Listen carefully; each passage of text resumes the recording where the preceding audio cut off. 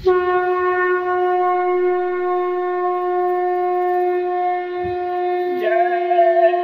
गुरुदेव, जय गुरुदेव।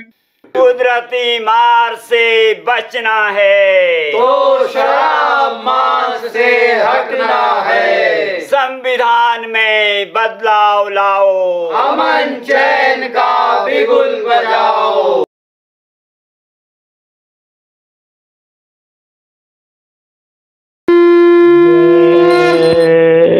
गुरुदेव। पुरुषयनामी रूप गुरुदेव, जय गुरुदेव, जय जय गुरुदेव। सबके स्वामी आप गुरुदेव, जय गुरुदेव, जय जय गुरुदेव।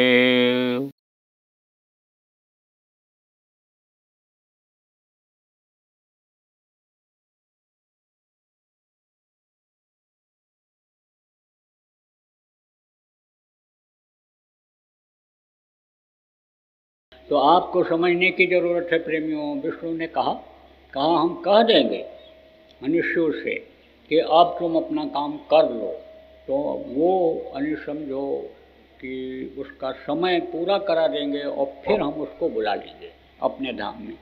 जाओ लक्ष्मी, तुम सुबह उठ करके जाओ।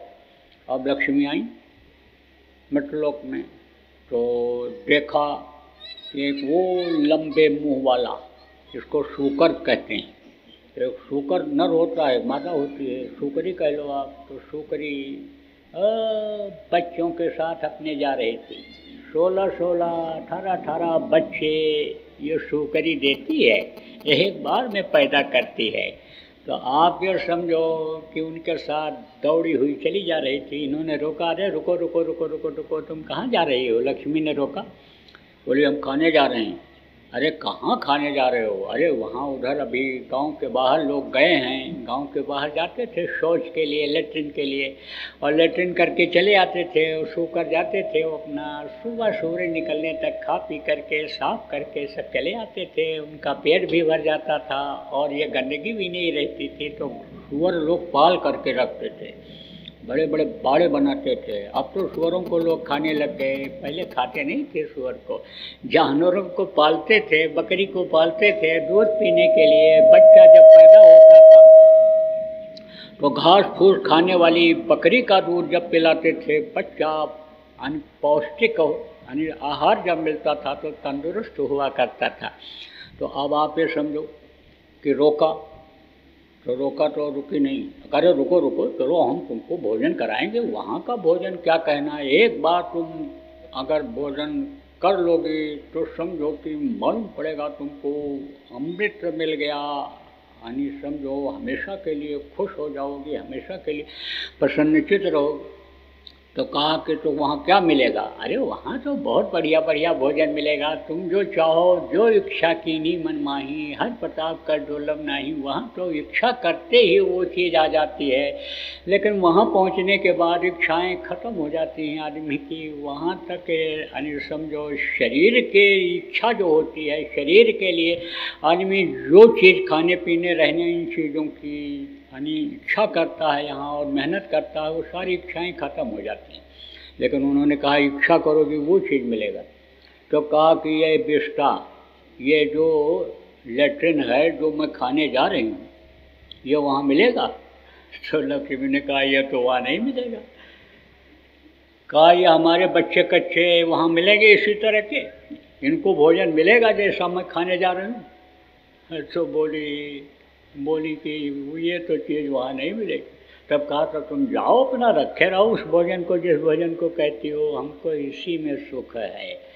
तो अब आप ये समझो कि ये वरदान मांगा था कि जो जिस हालत में रहे उसी में खुशहाल रहे। यहाँ तो आप सुन रहे हो, आपके समझ में आ रहा है, लेकिन यहाँ से जाने के बाद फिर वही गृहस्थी, वही अच्छे बच्चे, वही कच्चे, वही 99 का चक्कर आपको दिखाई पड़ेगा।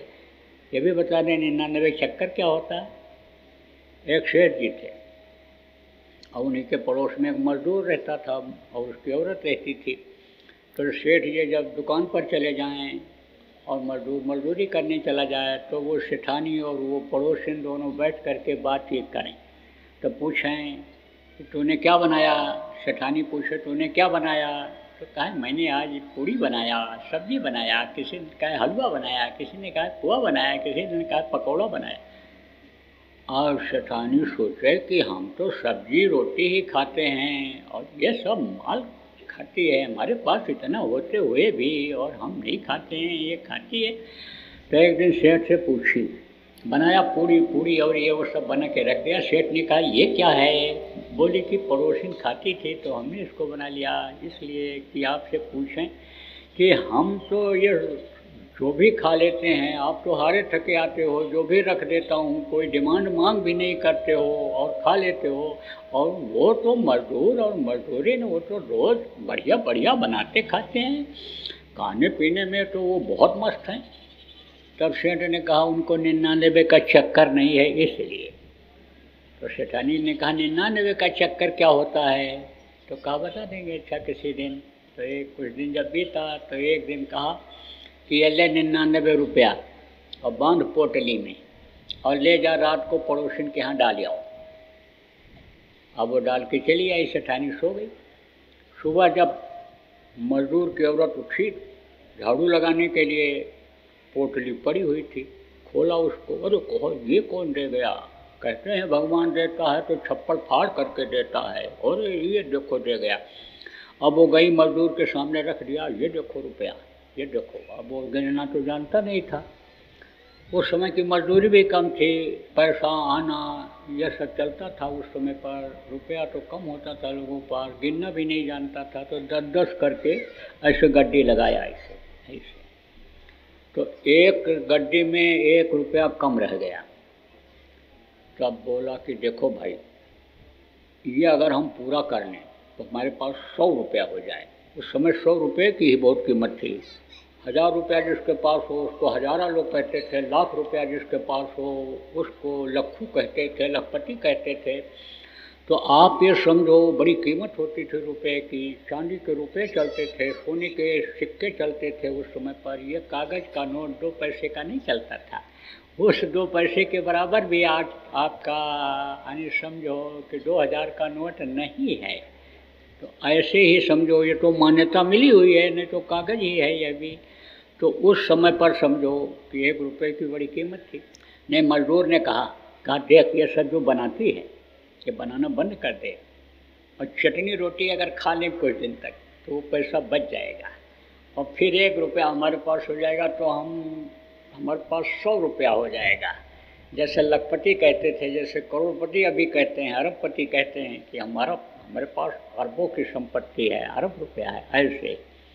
अब वो जुटाने लगा, कंजूसी कर दिया खाने में। तो फिर सेठानी 2-4 दिन जब बीता तो पूछा उससे यार तूने क्या बनाया। अरे कहा तो चटनी रोटी बना के खा लिया। चटनी रोटी, अरे तो चटनी रोटी क्यों बना रहे, चटनी रोटी बना के खा लिया। तो कल क्या बनाई थी तू, अरे कल भी चटनी रोटी बनाई थी। रात को क्या बनाएगी, अरे बस यही नमक से रोटी खा लेंगे।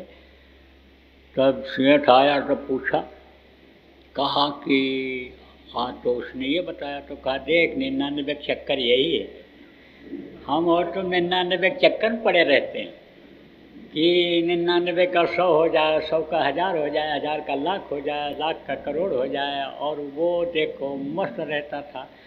देखो प्रेम, खाने के बाद किसी को खबर रहती है क्या खाए थे। अरे बढ़िया बढ़िया भोजन खा लो और सूखी रोटी खाओ, सुबह जाओगे तो बदबूदार ही निकलेगा। सुगंधित भोजन खाने के बाद भी बदबूदार ही निकलेगा। और सोने के बाद किसी को खबर रहती है, किसी को नहीं खबर रहती। जो कल की फिक्र करते हैं समझो सबसे बड़ी बेवकूफ़ी उन्हीं की है। कल किसी ने देखा है, सोने के बाद किसी को ये रहता है मैं कल देखूंगा, सवेरा देखूंगा, किसी को नहीं रहता है। और अब इस समय ऐसे कलयुग में कि जब घर से आदमी निकले उम्मीद ले करके जाता है कि बच्चों के बीच में फिर वापस आ जाऊंगा, इसी मकान में आऊँगा, इसी धन संपत्ति का उपभोग करूंगा, लेकिन वापस नहीं लौट पाता है, गारंटी नहीं है कि वापस आ जाए। ऐसे समय में तो अब आप ये समझो कि वरदान जो मांगा था उसी वरदान के चक्कर में आप सब लोग आ गए। अब अगर संभलोगे नहीं, आप अगर होश में नहीं आओगे तो समझ लो ये समय निकल जाएगा। ये दिन और रात जो आते हैं ये क्या हैं? ये चूहे हैं। दिन क्या है? ये सफ़ेद चूहा है। रात क्या है? ये काला चूहा है। ये दोनों उम्र को काट करके ख़त्म कर दे रहे हैं।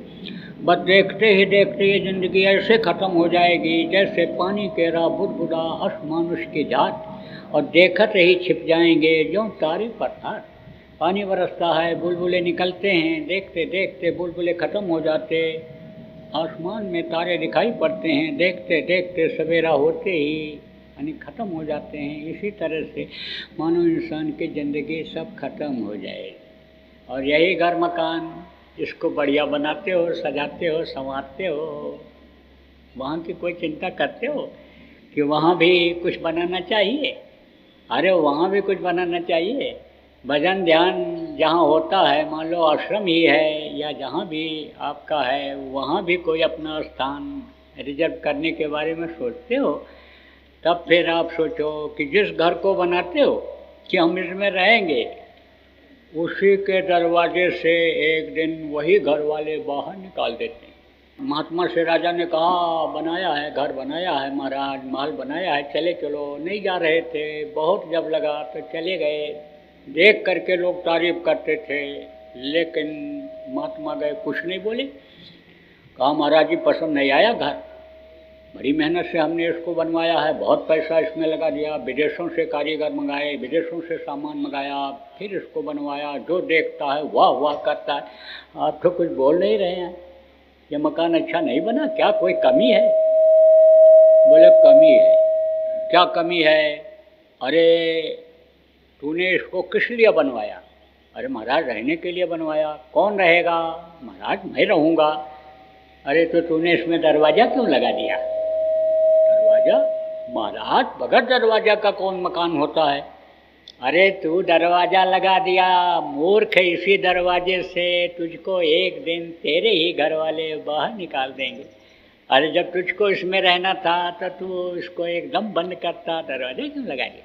इसी दरवाजे से बाहर निकाल देंगे और कहेंगे जल्दी करो, पड़ोसी आएंगे, रिश्तेदार आएंगे, घर में जो समझदार लोग होंगे कहेंगे जल्दी करो जल्दी करो जल्दी करो, ले जाओ जलाओ, नहीं तो मिट्टी खराब हो जाएगी। इस हीरा जैसी काया को, जिसको देवता 24 घंटे मांगते रहते हैं प्रभु से, थोड़ा सा हमको आप समय दे दीजिए, हम अपना काम बना लें, इसको आप समझो कि मिट्टी का करके ले जा करके जला करके राख कर देंगे तो शरीर की मुक्ति तो हो जाएगी। देखो ये सरकार भी बनाती है, क्या बनाती है? मुक्ति धाम, शमशान घाट। गांव में भी ज़मीन अलाट होती है, शहरों में भी रहता है, मुक्ति धाम लिखा रहता है। मुक्ति धाम का मतलब क्या होता है? जहाँ से वापस ना आना हो। कहाँ से? शमशान घाट से मुर्दा को वापस नहीं लाते हैं, कितना भी विघ्न बाधा हो, लेकिन जला करके ही आते हैं। कहते हैं घर पर फ़ोन करते हैं, भाई ये बाधा आ गई, नहीं जला पा रहे हैं, लेकिन हम अभी इनको मुक्ति दिला करके ही आएंगे, हमारा इंतज़ार मत करना, सवेरा हो जाए, 2 बज जाए, 3 बज जाए, इंतज़ार हमारा मत करना। तो शरीर की मुक्ति तो वहाँ हो जाती है, लेकिन आत्मा की मुक्ति वहाँ नहीं होती है। आत्मा की मुक्ति कहाँ होगी? जब ये अपने वतन पहुँचेगी, अपने मालिक के पास पहुँचेगी। ये जल पृथ्वी अग्नि वायु और आकाश से बनाया हुआ शरीर की मुक्ति तो हो जाती है। ये जो पृथ्वी तत्व से यानी ये चीज़ें बनती हैं, जैसे आप ये समझो कि पृथ्वी से माँ के पेट में क्या बनता है? खुदा द्वार बनता है। आप समझो कि जहाँ से मल त्याग होता है, और यह नाक बनता है। आप देखो अग्नि से ये आँख बनती है और यह हाथ बनता है। इस तरह से अलग अलग तत्वों से माँ के पेट में बच्चा बनता है। अब इतना बताने का समय नहीं, तो ये सब उसी में लीन हो जाते हैं। अब जैसे ये प्राण है, प्राण क्या है? हवा है। आप ये समझो प्राण भी है, हवा है। आप ये समझो कि हवा से ही श्वास को लेते हैं। हवा जहाँ नहीं मिलती है श्वास फूलने लगता है। शरीर को चलाने के लिए हवा की ज़रूरत होती है तो श्वास लेते हैं। आप देखो ये दो नाक, आपको पुराने लोग जो बैठे हो बताया गया, दो नाक ये है। एक नाक से श्वास लेते हैं, दूसरे नाक से छोड़ते हैं। एक समय पर यानी समझो कि एक ही नाक चलती है। आप ये समझो फिर बदलाव होता है। फिर जब बदलाव होता है, जो भी 10 मिनट 15 मिनट समय लगे, 7 मिनट लगे बदलने में, उस समय पर तो दोनों चलते हैं, नहीं बल्कि एक चलता है। सांस खींचोगे सूं की आवाज़ आएगी, छोड़ोगे तो हों की आवाज़ आती है। अगर इसको गौर से देखो, ध्यान लगाना सीख जाओ जो अभी आपको बताया गया है, तो इसका रंग भी आप देख सकते हो। इसकी आवाज़ कैसी यानी स्पष्ट सुनाई पड़ सकती है। किस रंग का है ये श्वास, यह हवा किस रंग की है। हवा में भी रंग है। आप ये समझो कि धरती में भी रंग है। आप समझो आसमान में भी रंग है, जल में भी देखो रंग है, सब में रंग है। तो आप ये समझो देवी और देवताओं में भी यानी समझो कि उनके लोक में भी रंग है। आपको अभी बताया गया, जो नामदानी थे पीछे, आज बता दिया जाएगा। तो आप ये समझो प्रेमियों सब में रंग है। इसकी दूरी भी मापी जा सकती है, सब कुछ है, हो सकता है। तो आप ये समझो ये प्राण यानी हवा के जरिए ही चलते हैं। तो जब प्राणों का खिंचाव होता है, जब आखिरी वक्त आ जाता है यानी समय पूरा हो जाता है, तो ये प्राण निकलते हैं तो सड़न गलन बदबू यानी पैदा हो जाती है। तो हवा में ये हवा मिल जाती है। प्राण को चलाने वाली ये हवा है, वायु है, या जो वायु देवता जिनको कहा गया, हवा देवता जिनको कहा गया, पवन देवता जिनको कहा गया, तो ये यानी समझो कि यानी ये शरीर को चलाते हैं। और ये जब निकलेंगे प्राण तो इसी हवा में मिल जाएंगे। चारों तरफ हवा है ना, वातावरण हवा वाला है। ऐसे ही ये शरीर जो बना, ये धरती से बना, पृथ्वी से बना, तो ये जो है यानी ये तत्व किसमें विलीन होता है, यह सबसे आखिर में यानी विलीन होता है। किसमें इसी धरती में यानी ज़मीन में, पृथ्वी में यह विलीन हो जाता है। वहाँ पर शमशान घाट पर आप देखो, जला के चले आओ, कुछ दिन राख पड़ी रहेगी, ज़मीन काली रहेगी, उसके बाद में सब उसी में मिल जाती है राख, वो भी सफ़ेद हो जाती है। गाड़ करके चले आओ, कुछ दिन के बाद लाश सड़ जाती है, सब सड़ जाता है, हड्डी पसली सब सड़ जाती है, उसी के अंदर धरती में मिल जाती है। क्योंकि ये जितनी हड्डी है, मांस है, ये त्वचा है, ये सब इन्हीं तत्वों से ही बना है। कभी समय आएगा, मौका आएगा तो आपको बता देंगे कि किस तरह से बनता है माँ के पेट में ये जो पिंड है, ये शरीर है, किस तरह का तैयार होता है। जब कई दिन का कार्यक्रम चलेगा उज्जैन में या कहीं भी आश्रमों पर, अपने आपके बावल में भी देखो आश्रम हो गया प्रेमियों, वहाँ भी सत्संग अब चलेगा। आप लोग भी दिल्ली वाले आया जाया करो, आपका भी आश्रम है, आपके बिल्कुल बॉर्डर पर ही है। आप मत समझो कि वो हरियाणा में है तो हरियाणा वालों का है, राजस्थान वाले व्यवस्था इस समय देख रहे हैं तो उनका है, ऐसा कुछ नहीं है, सबका है। जितने भी सत्संगी हो, जो संस्था की चीज़ है आप सबकी है। आपने संस्था बनाया और संस्था आपकी है, तो आप आने जाना शुरू करो। वहाँ भी आप अपना स्थान बना सकते हो, अपना दफ्तर खोल सकते हो, आप साप्ताहिक सत्संग कर सकते हो, ध्यान भजन वहाँ रुक करके, वातावरण बहुत अच्छा है, कर सकते हो। तो आश्रमों पर जब आप ये समझो कि कार्यक्रम होता है तो कई दिनों का होता है, उसमें बहुत सारी बातें बताई जाती हैं, कई समय तक चल जाता है। प्रेमी पहुंच जाते हैं, जिज्ञास पहुंच जाते हैं, सुनने की इच्छा रखते हैं तो सुनाना पड़ता है। तो आप ये समझो कि यानी यह तत्व सब तत्व में विलीन हो जाएंगे, लेकिन यह शरीर को जो चलाने वाली शक्ति है, परमात्मा की अंश जीवात्मा, ये फंस जाएगी। अगर ध्यान नहीं दोगे नरकों में चली जाएगी, बड़ी मार पड़ती है, काटते हैं, सड़ाते, गलाते, तपाते हैं। उसके बाद में आप देखो कि 9 महीने माँ के पेट में गर्मी झेलनी पड़ती है, बदबू बराबर सूंघनी पड़ती है, और फिर जन्म मिलता है। तो जन्मत मरत दुसह दुख हुई, जन्मते वक्त और मरते वक्त सबको तकलीफ होता है। मनुष्य को भी होता है, जानवरों को भी होता है, पक्षियों को भी होता है, कीड़े मकोड़ों को भी होता है। गौर से देखो, कोई पक्षी मर रहा है तो छटपट करके मरेगा, आप देखो किसी गाय का बच्चा अगर माँ के पेट से बाहर निकल रहा है तो झिल्ली में ही, लेकिन उसको ऐसे हाथ पैर ऐंठता है, ऐसे पैर ऐसे निकलता है, ऐसे छटपटाता है, तकलीफ होती है। उनकी बात तो नहीं समझ में आती आपकी। आपका बच्चा रोता है तो कहते हो रोता है तो तकलीफ है, क्यों रोता है ये तो नहीं पता चलता है किसी को, चाहे डॉक्टर हो, चाहे वैज्ञानिक हो, चाहे पंडित मुल्ला हो, पुजारी हो, पूछो रोता क्यों है। तो सुनी हुई बात को भले बता दें, लेकिन ऐसे उनको इस बात का एहसास नहीं है कि रोता क्यों। इसलिए रोता है कि प्रभु का दर्शन होना बंद हो जाता है। ये काल और माया का देश है। देखो रुपया पैसा और औरतों को ही माया बताया गया। साहब इन्हीं के पीछे परेशान, इन्हीं के पीछे ईमान धर्म सब बेच दे रहे हैं। यानी समझो कि पेट के लिए गुनाह पे गुनाह, गलती पे गलती इंसान करता चला जा रहा है, तो इनका पड़ जाता है पर्दा पड़ जाता है, दर्शन होना बंद हो जाता है। तब चिल्लाता कहाँ पहुँच गए। दूसरी बात यह है कि पेट में रहता है जब, तो बंद रहता है, बड़े कोमल जगह पर, मुलायम जगह पर रहता है। अंदर की जो खाल होती है बहुत ही मुलायम होती है, तो वहाँ पर जब रहता है तो उसकी भी खालें मुलायम रहती हैं। कोई भी बच्चा पैदा होता है, चाहे आदमी का हो, चाहे जानवर का हो, चाहे पक्षी का हो, उसकी खाल बहुत मुलायम रहती है। हर चीज़, हर अंग उसका मुलायम रहता है। तो आप ये समझो कि इस मुलायम यानी बच्चे के शरीर में, इस धरती पर जब पैदा होता है तो गर्मी ठंडी और ये सब जो किरणें लगती हैं, ये सुई की तरह चुभती हैं। तो प्रेमियों बड़ी तकलीफ होती है, बचपना जाता है भूल, क्योंकि भूल भरम का लग गया पर्दा।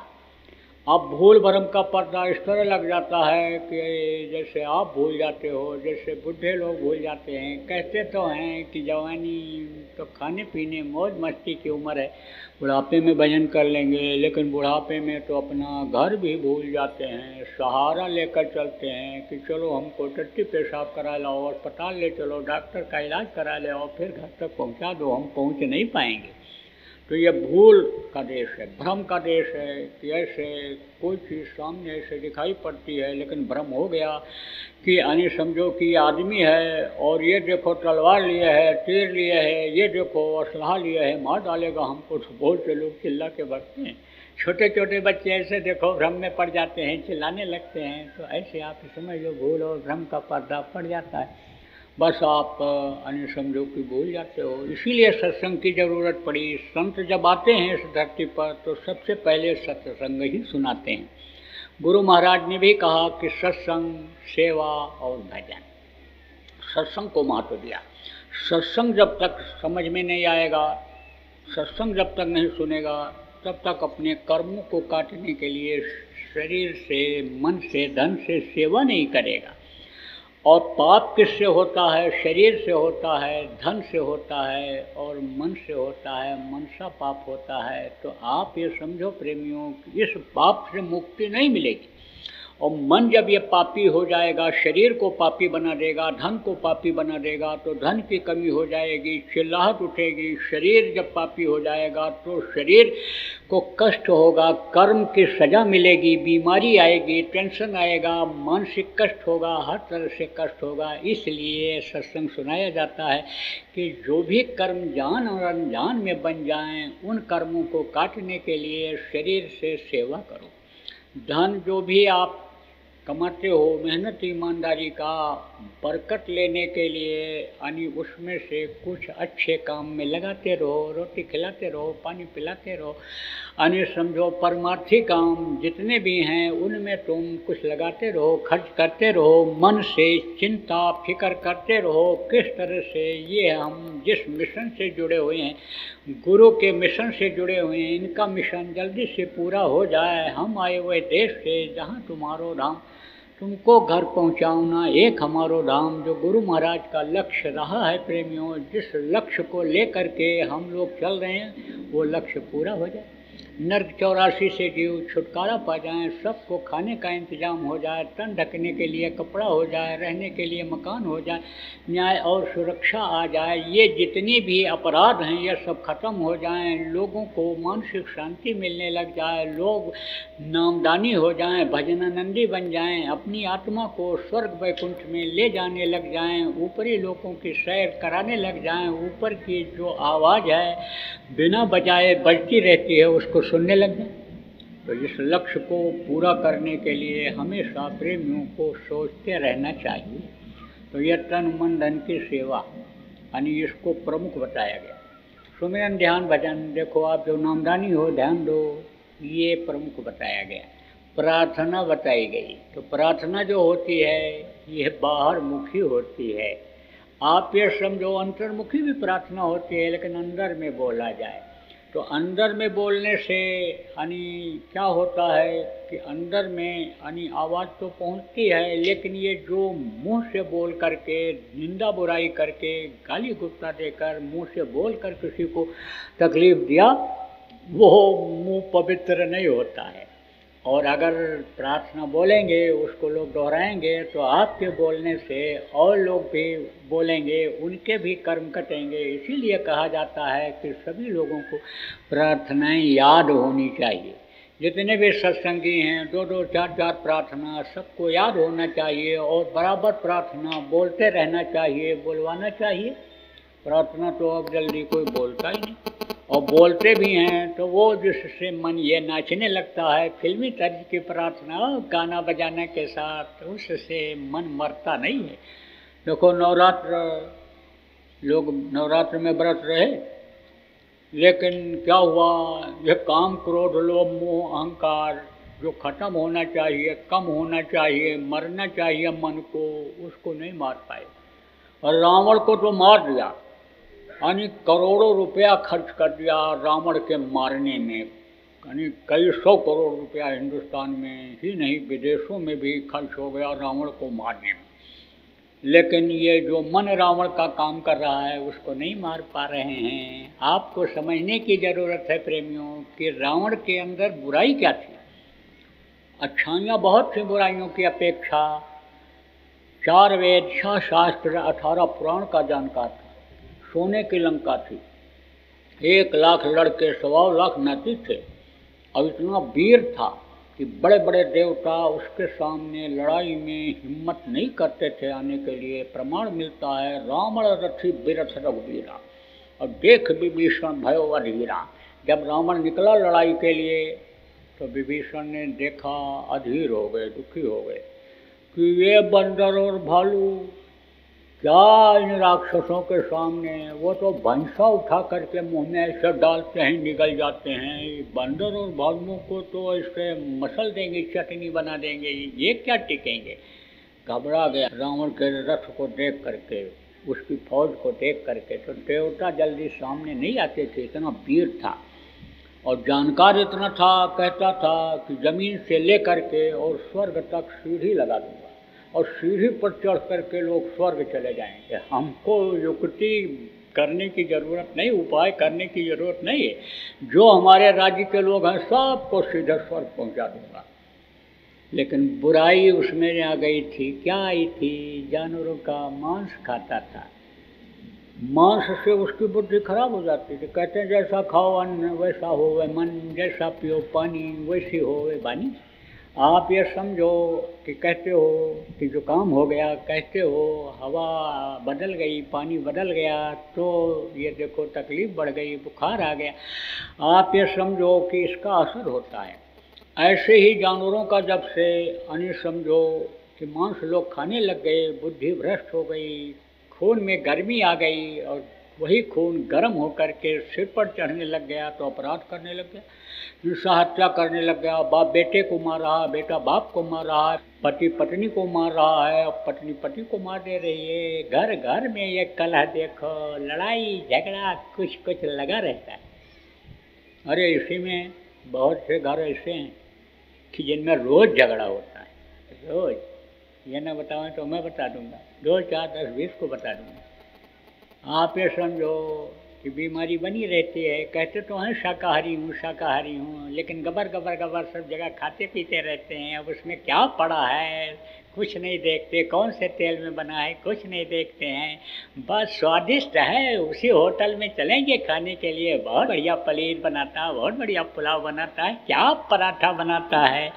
बस पराठा देख करके, पराठा सोच करके और फिर यानी लार टपकने लगती है और पहुंच जाते हैं वहाँ। पेट भर के खाते हैं, ये नहीं कि चलो एक रोटी कम खा लें, 2 पराठा और दबा के खा के चले आते हैं। पेट फूलता है, रात भर चिल्लाते हैं। ऑपरेशन करके डॉक्टर लाख 2 लाख रुपया निकाल देता है, समझ लो आप। फीस लेकर के ऑपरेशन करके जेब खाली करा देता है, भैंस बिकवा देता है, बैल बिकवा देता है, जेवर बिकवा देता है औरत का। तो अब आप ये समझो असर आता है इसका, नहीं खाना चाहिए। देखो जानवर मांस खाते हैं, जहरीले होते हैं। आप ये समझो कि मांस जहर बनाता है शरीर के अंदर। ये बीमारियां जो आ रही हैं, आपने अभी क्या देखा, अगर मांसाहार बंद नहीं किया लोगों ने तो ऐसी बीमारी आएगी कि कोरोना की दवा देखो, अब भी सही दवा जल्दी नहीं खोज पाए लोग। तो ये तो कुछ नहीं है, इसमें तो थोड़ा समय भी कोरोना हो गया तो कंट्रोल हो गया आदमी को।